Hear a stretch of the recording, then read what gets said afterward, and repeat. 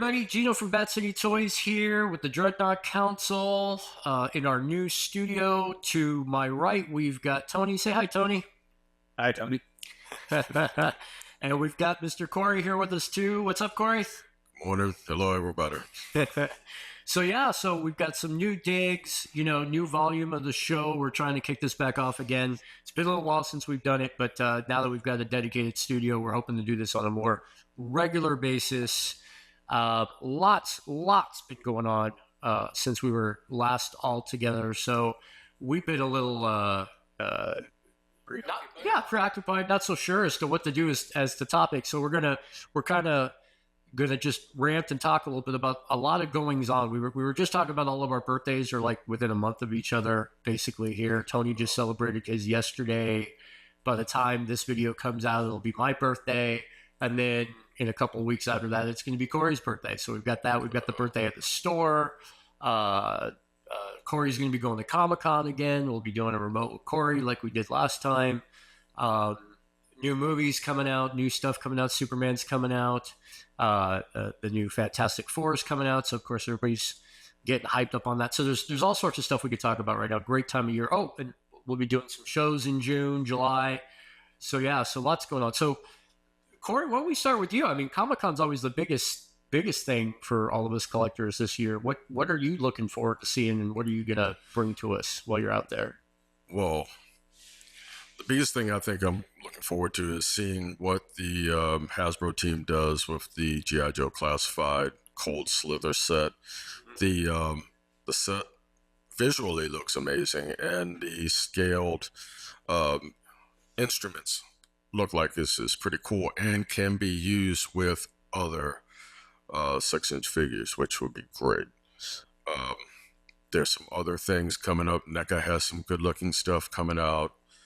McFarlane has some special things coming out. So I really just like walking the floor. It's great getting there on preview night, which is an extra cost, but you get the best lay of the land that way. So you can then go right to the places you want to, make a plan, and attack them and get all the exclusives that you need. Yeah, I'm wondering about, how the landscape is changing with Diamond Select Toys being gone, right? McFarlane taking over Turtles and Mattel taking back DC. I mean, there's going to be a lot of different stuff going on there. Very true. And Diamond Select did have a large footprint last year, so it's going to be interesting to see what they have this year. Yeah, might be liquidating some stuff. Who knows? T, what's got you excited? Anything? Cold Slither. Cold Slither. Can you imagine the customs with those instruments too? We can make a classified Levy. That would be awesome. But Corey had said something where they're doing a concert. Oh yeah.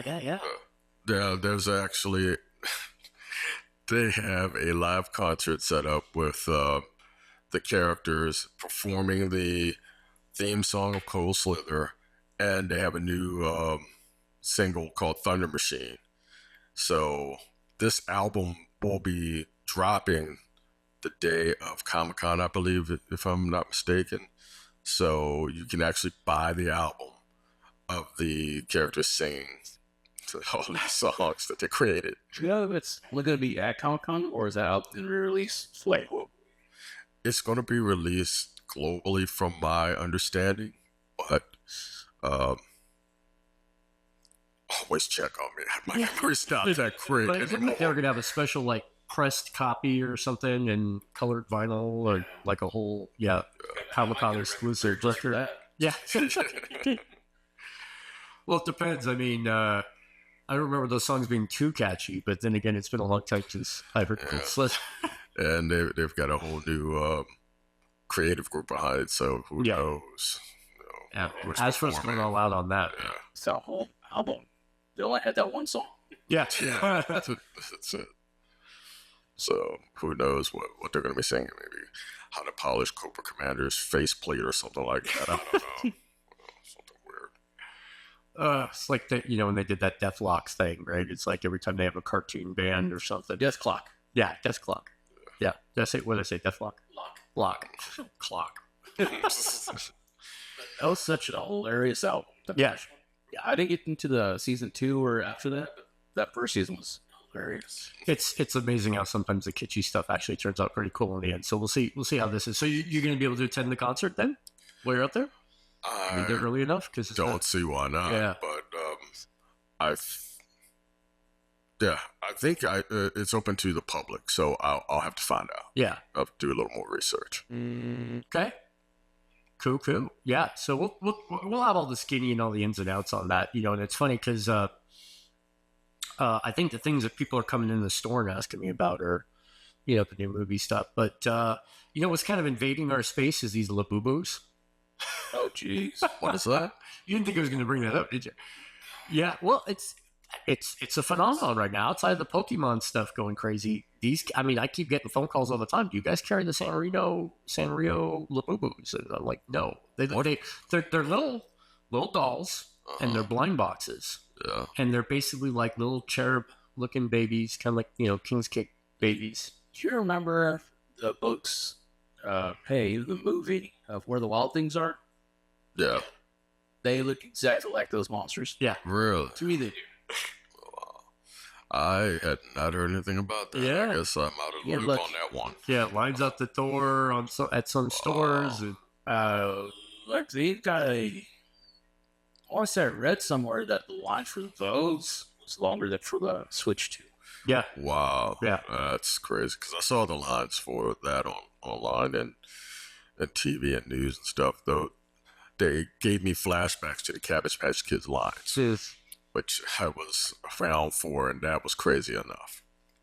But yeah, that's Hatchimals got pretty big too, but then they disappeared overnight. yeah. Or the exact disappeared overnight, I'd say. Yeah, so there's the new invading phenomenon. We'll see how long that lasts. We are not going to get into selling Labubus. That wouldn't be good for us, right? But I'd much rather bring back Furbies. Well, Furbies are Beanie Babies, quite frankly, right? I mean, at least Beanie Babies are something. These things are just like same doll, just different hat, different cape, different.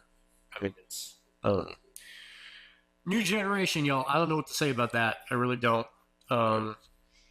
Yeah, so we got that. We got Rowler coming up soon too, right? Yes, got a notification to verify my address for shipping, so I'm still suspecting it's going to be here before Comic-Con, but we'll see. Yeah. Hey, so has that good be anywhere? Well, I'm hearing, people buying 2, 3 of them. I was just talking to one of the customers today, and he's like, "Oh yeah, man, I bought 2 because I'm gonna have somebody custom paint the other one as a Tiger Force." And I'm like, "Oh, that's a good idea." So I think we're going to see some of those out there too. People doing those maybe. So the other thing too is I thought it was last week, but there I am with dates again. Bad with dates, bad with names. Just who I am. Today is on the day of this recording is Ghostbusters Day, and so everybody's going to be out at Ladder 8 in New York celebrating Ghostbusters. I think Ivan Reitman's supposed to be out there. We've been playing Ghostbusters in the store all week and doing a special giveaway with that. We've got some Diamond Select stuffs in there too. But a lot of people have been asking me about carrying the O-ring figures, which I haven't had in hand yet and seen them, but they've got the O-ring figures. And I think today they're supposed to, Hasbro's supposed to unveil the Ecto 1. I don't know if it's tied directly to the O-ring figures, but there's supposed to be a new Ecto 1 that they're going to be displaying on that. But I've never collected the Ghostbusters figures, but I think the hard part for me is which ones do I collect, because I like the real Ghostbusters cartoon as well. Those figures are pretty cool. But there's been so many different versions of them. Only all of them. Well, there's also the Filmation Ghostbusters, but Yeah. some folks do like that, but Yeah. Well, so and then they've got like Mego style Ghostbusters. Now they're doing the O-rings. They've had the original ones. They did the reissues, and it seems like it's always a spike. Like for a few weeks, it's great. Everybody wants to buy it, and then they sit on the shelf and kind of are shelf warmers for a while again. So it's events like this that kind of wake people up to, to that idea. So Yeah. I did like, what was that last one? Afterlife? yeah, I like that one. yeah, the Frozen Empire was okay. They're moving the story along, but I didn't quite, get the seriousness of that one as much with Afterlife, right? But at least they're keeping that one going. So, in the same vein of movies, we talked about Superman. So, it's been crazy. I've been online looking at the different message boards. There's this whole thing going on, Snyderverse versus what's going on here with Gunn. I got to be honest. I'm a fan of Superman, but my Superman exposure wasn't as much the comics as it was, Reeves Superman, in the 70s, early 80s, or, where you opt in animation and that kind of thing. So, not so much into more of the Justice League, right? Which I guess is why I gravitated to what Snyder was doing. And now, less of an emphasis on that and more on just Superman himself and this comic accurate. I'm saying it quote Superman, but I've got mixed feelings. I can't say I'm excited about the movie coming out because again, I'm more of a Batman fan, obviously, than a Superman fan. But I'll be honest, I really haven't liked what Gunn has done. I wasn't a big fan of the stuff he did with in the Marvel universe. So I'm kind of wondering what the Superman's going to be like. You guys got any opinions there or thoughts there? I don't particularly have any opinions about it. I mean, James Gunn did, to me, Guardians of the Galaxy was entertaining. Just enough action there to keep me involved in it. As it went on, by the time Guardians of the Galaxy 3 came out, I wasn't feeling it as much. Yes. So maybe with a new franchise, the first one, it might be exciting enough. But I do have an issue with Nathan Fillion as Guy Granger. It just looks bad. I'm sorry. I know Guy Granger is supposed to be arrogant and full of himself, and everybody wants to hit him just like Batman did. But I can't get over Nathan Fillion as Guy Granger. Yeah. I like the guy too, but I don't think he was the right cast. Yeah, I did realize that he voiced a lot of the pre-patches. Yeah, I mean, I can definitely see him as Hal Jordan. Because he has that presence where he could definitely pull off a Air Force pilot, test pilot, his work on Firefly and things like that. So I see him in a role like that. But Guy Granger, I see as like a younger, full of himself type of a dude. And I just can't picture someone right now. Oh, actually, I can. He has to shave his beard, though. The guy who just technically fought Mike Tyson, whatever his name was, that boxer, he would be somebody I could see as. Oh, I think that's him. Yeah, that guy. I can see that. Yeah. I can see him. Yeah. So Is it the arrogance that makes that, the Guy Gardner that, yeah, absolutely, right. absolutely. Yeah, has a facial structure. That's we got to do something with his face because if he shaved it, I think he'd look cheaper. Maybe too young too. No, he's about the right age. Yeah. Yeah, I think he'd look too cheaper as well. I mean, and I also get that James Gunn is looking for a certain era of the Justice League, but I would have preferred to see a Kyle Rayner. Yeah, was it Kyle Rayner? Yeah. Kyle Rayner in this incarnation of the Justice League before Guy Gardner. I don't know much of the Justice League except for the Super Friends and some of the things that I've seen over the years, cartoons and things like that. But you have to have your Trinity, Superman, Batman, Wonder Woman. I can do without Cyborg, but you definitely have to have Flash. You have to have Green Lantern. Aquaman, I think you have to have Aquaman too, because I remember seeing the first comic and Aquaman was there. So those would be the folks that I would say need to be in a super Justice League. So, having a Cyborg in Justice League really threw me off because I don't remember him ever being part of it. And I did follow the comics too closely, but I don't remember him being. Yeah, he's definitely a newer incarnation of the Justice League. Yeah, I remember watching the Superpowers as a kid, and they had Cyborg as part of the Justice League. But I think I wouldn't call it a retcon, but I think he's been part of the Young Heroes more because they've emphasized him at a younger age. Right. Yeah. Titans, Yeah, they've definitely seen him with the Titans works. And the thing is that he was a brand new character. He was hot at the time. Same thing as Starfire. He was a new character. He was hot at the time. That's why they wanted to push him into the media. So that's how those two characters ended up being on that Superpowers team in the cartoon back in the late 70s, early 80s. Yeah. So timing has a lot to do with it.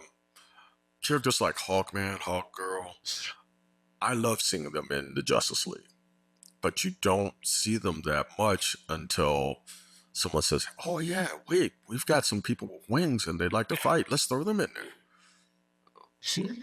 Yeah, kind of shoving thing. So what's resonating with me right now is when you bring up Aquaman. So it always flips me out when they take somebody that's already been in the universe or recast them, right? Yeah, that bothers me too. Yeah, so now which don't get me wrong, Jason Momoa did a really great job, I thought, as Aquaman, but I always thought he'd be a better Lobo. Absolutely. And somebody finally went, "Oh yeah, that's what we should do." So I mean, without a doubt, he should have been. I mean, there's no reason he should have been made Aquaman in the first place.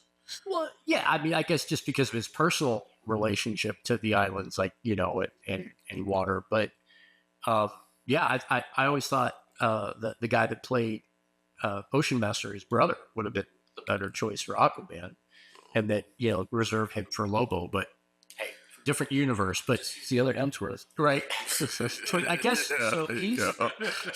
so. He's gonna be the new Lobo, or the Lobo, because I think we've had a Lobo in film yet, and he's going to be in the Supergirl movie. But I don't know. Everything I've read has been lukewarm as to whether or not these are all going to be within the Gunn universe. Have you guys heard any differently about the Supergirl movie? My understanding is that James Gunn wanted to do everything, and it was all connected. So all of the animation, all of the live action movies, all the television shows, they would be interactive with each other. So it would be like a continuation of the story. Yeah, DCEU. So me personally, I like that. I like things that, sort of like the DC animated stuff. They eventually brought it together, and one movie led into another, or parts of it. And I like the continuation of a story.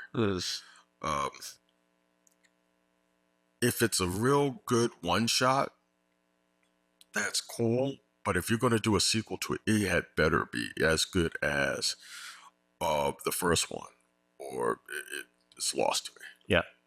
So yeah, that's how I feel about it. I kind of feel like where DC's maybe missing the mark a little bit is they seem to be like that actor that's late to the party. And so Marvel had taken all that time to build each character individually for their own movies and then bring them together, built that hype up. And DC kind of just like, we got to get there. So, okay, we'll do Superman, we'll do Batman, we'll throw Wonder Woman in here. And now, 4 movies in, we've got the whole team together. And yeah. There wasn't really enough time to, build each of those characters. Yeah. So I think this, Snyderverse suffered for that. But, his extended edition that launched, HBO Plus or Max, whatever it was at the time. And I enjoyed it. I thought, oh, okay, so maybe if we grow this way, it'll work. And then just kind of canned out. So I guess we're going to see What about? I mean, you haven't talked too much about it. Any other than Guy Gardner? Any interest there? Or I'm still stuck on that Gardner. yeah, This thing, like he could replace him. Like if you really want to mess with people, right now. Yeah, put him in another Green Lantern role. There you go. right. And make it animated. Yeah, yeah. So, do you think the Ultraman rumors are true? I don't see how it couldn't be. I mean, well, if we're talking about the same rumors, I mean, he being like a Bizarro type of Superman. Yeah, but it being Cavill. Oh, I didn't hear You didn't that. hear about that? Yeah, there's actually so the purple suit Ultraman, Yeah. right? We've seen the helmeted character, Right. but there are shots out there, and I don't know if it's photoshopped or what, where Cavill is in that suit, Really? saying that he's on set. Interesting. So that would Not hear that. yeah. So I don't know because remember they said no, we're not going to use you anymore. Then they hired him back, and then they cut out the Snyderverse. So there's some rumor that there was still a contract that he had to do a movie or they had to pay him for a movie, and so they're talking about to Yeah. kind of chill the Snyder people. Interesting. Yeah, I don't know. I've So heard that. yeah, so the crazy part is the toy that's out right now is hooded, so we don't know Yeah. if there's going to be an Ultraman. What Well, our beloved toy community, there's always someone out there who gets their hands on some of the most interesting backstory information. I'm surprised it would not have been leaked by now. Well, that's why I said I mean that photo was out there, but you're right. Whether it's in toy form or not is another question too, right? True. So the one we have, so we know there's Mr. Terrific in there, and actually I think that's pretty good casting for Mr. Terrific. The one that more so than Guy Gardner, honestly, is Hawk Girl because she seems really young. Doesn't seem like the type that would be attached to Hawkman, and that was always the dynamic between the two of them, right? Is they were married and The outcast. I forget her name, but Yeah. she was just on the last season of Last of Us. She played Ellie's love interest. Her name is just escaping me right now. she's just really young to me, I guess. I always imagined Hawk Girl being a little bit more on the mature side, but maybe that's just because I'm used to seeing the adult superheroes as a kid. The other part is have you guys heard of the Batman effect? What's up? Like you take somebody and you put them in the Batman mask, and if they got chunky cheeks, it just doesn't look right. You got to have a drawn face, and like you put the cowl. Okay, Yeah. so because she's so young, No, that's the one, the young lady from Legends of Tomorrow. Oh, This is- yeah, just look up Huff Girl. So I see her in that mask, and I think she's got the Batman effect because it comes, it's cowled, it comes around, and she's got these, these young, the type of cheeks that grandma wants to pinch kind of thing coming through the mask, and that's all I can see. And I just look at her and I go, she's way too young to be Hot Girl. She, I would have to see that. Yes, that's her. yep. That's her. But look at her in the mask. That poster that the new posters they just put out. I just saw that poster of her, and that's what I thought of. So. Well, I mean, the real test for me is to see how she is in her battle look. I mean, if she, How if she carries herself. on yeah, screen, if right? she gets like down into the nitty gritty, a lot of screaming, yelling, and actual fiercely fighting, then I could get behind it. Yeah. I hope they bring her across as a warrior and not Yeah. as somebody with a mace. Yeah, Yeah, yeah, absolutely. like a young one, like because to me, hot girls always, they come from a warrior race, and so she's got to be tough and guarded. But a lot of what I'm hearing about James Gunn is all this softness and sensitivity and Superman and vulnerability. So it's like, is that going to carry through all of the characters across it? Our superheroes will be doing Tai Chi and Aikido. Right.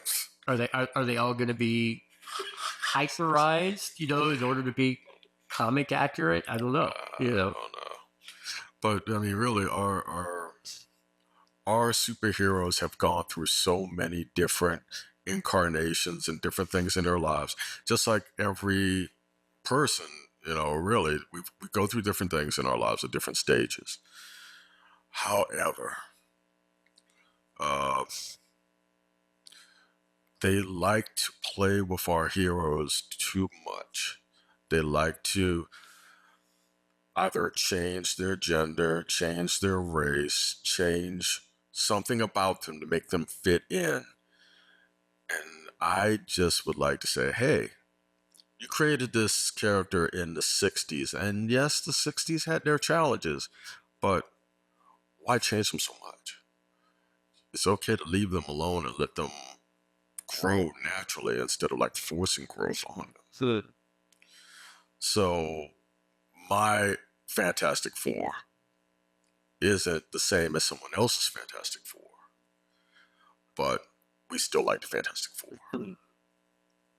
Now, I know I just went off on a tangent. No, actually, good segue, because that was going to be the other part, right? We've been ripping Superman, but Fantastic Four is coming right behind. I mean, they're within 2 weeks of each other. So, I mean, when it comes to Marvel, I think the first comics that I read origin story were Captain America, Thor, Hulk, and Fantastic Four. There was like this book anthology at school, and I read them, and I fell in love with them. And I gravitated to Fantastic Four on that whole, super family, right? That was the way they were marketed, and I've just never seen them on screen the same way, right? I mean, I guess we've seen the Jessica Alba and that whole string there, and that was kind of cool, but that was cool for the 90s, and now we're 30 years later than that, almost 30. Oh my lord. Yeah, I guess I'm kind of conflicted on how they're doing this, and I think the idea that they're in an alternate universe and then they're bringing them in might be a multiverse cop out, because why weren't the Fantastic Four there and involved with the Avengers the whole time? And so now they're kind of retrofitting them in, and they're bringing in, Mr. Fantastic, maybe as a substitute for the intelligence of Iron Man being gone, Tony Stark being out of the universe. Don't even get me started about Tony Stark and Dr. Doom. We'll go there on this episode. But yeah, I'm just really interested to see what they do with the Fantastic Four. At first, I was like, oh, man, here we go again. It's going to be another letdown. But I'm kind of thinking, oh, maybe I better give this one a chance. I don't know. I'm feeling a little better, because I think since my introduction into it was the original comics, that's been my Fantastic Four expectation, right? So this is looking the closest to that I can ever see, at least thematically and with the artwork and what they're doing with the direction. And maybe that's why with this new Superman, I'm a little, because maybe this new Superman is the comics, and the comics weren't what my introduction is. So maybe I'm a little biased in that. But yeah, I'm kind of interested to kind of see how this all pans out. I mean, did you guys see the Thunderbolts? I did. You did, and so there's a scene at the end, right? There is a scene, and it's just a matter of showing the Fantastic Four ship. No characters or anything like that. So just enough to get you interested, to make you know, to let you know that the Fantastic Four are coming. Yeah. But I will say this about the Fantastic Four movie, the newest one. The thing that they have in this newest one is the closest to the comic book that I've ever seen. And yeah. That in itself makes me want to go see how they use him in the movie, because I'm a big fan of the Thing. He's like he's my guy. So by them just getting that right, makes me more apt to give the movie a chance. Yeah. Now, with Pedro Pascal as Reed Richards, that's a whole other story. Yeah. I think we've used Pedro Pascal a little too much. And I am a firm fan of John Krasinski. Yeah, I was just going to think about him as Reed Richards, because even when he did his cameo in Doctor Strange and the Multiverse of Madness, I just saw him embodying Reed Richards. I mean, he definitely was my guy for that. Yes. So And, we'll see. did you see that? Was that a fan cast or something? Somebody did a poster with him as Mr. Fantastic. They had Emily Blunt as the legal It's woman. woman, and then forgetting who was Johnny Storm in that one. But yeah, that fan cast could have been pretty cool too. Was that Zac Efron? Yeah, Zac Efron. Yeah, Okay, yeah. You saw the same thing I did. I Yeah. saw it. So that I thought that could have been cool too. But Yeah, I think that group has been floated around for a few years now. It's not a bad lineup. It's just, I guess Marvel didn't think so. yeah. Well, let's give it a chance. That's all we can do is kind of check it out. Sorry, T, we've been over here. No worries. So I was never really big into Fantastic Four, so I don't have too much input on it. I got tired of seeing Pedro Pascal everywhere, Yeah, and I don't think he fits the role of Reed Richards. yeah. And for Superman, I was really a fan of Superman. I was always really that. Yeah. So. More input on it than I do because I've never really got too into either of them. Yeah. Yeah. Well, there's a lot to be said for a superhero that doesn't have superpowers but can still kick butt with superheroes. Yeah. So, not bad, actually. Yeah. What would we do if we were super rich? Would we be superheroes? Would we be more like Iron Man? No, It's no. it's too much work. I want to ranch towards cattle. There you go. I don't know. That's a good question. I mean, I'm all for helping people who need help and things like that. But would I want to be known? Nah, I'd probably like to do like Batman in the shadows, do the good deed, go away, and let somebody else take credit for it. Yeah, I'd rather sit here and be an armchair quarterback. Don't we all? But hey, at least my face is on here, and I'm not some guy trolling Facebook or something. Those are oh boy. Yeah. So I think we're coming on to the end of our episode here. One of the things we didn't talk about was last year they teased the Mattel picking up on Thundercats. I don't know what they've ever decided to do with that. Yeah, they have the crossover Master of the Universe Thundercats. They are hitting stores now. I haven't seen them myself, but I've seen a couple of reviews of them. A lot of folks are saying that the heads are a little small for the bodies for the Thundercat figures, but it is cool to have Masters of the Universe and Thundercats in the same scale where you can actually, Make it. play with them in the same universe. So they're not like He-Man and Lion-O as a crossed character. They're actually separate characters, but in the same universe. They are crossed, but you can change them into their original Thundercats Oh, cool. clothing or Yeah. uniform, or whatever you want to call it. All right. So you can take off the Motu stuff, and then they look just like their regular character, Huh. which is much better than what they did with the Turtles. Yeah, I think so. But that's for another show. At any rate, so we kicked off the new volume here. Thanks for joining us again. We're going to keep having fun. If you want to give us a like, subscribe, comment, give us some ideas of some things you want us to talk about or that's interesting to you.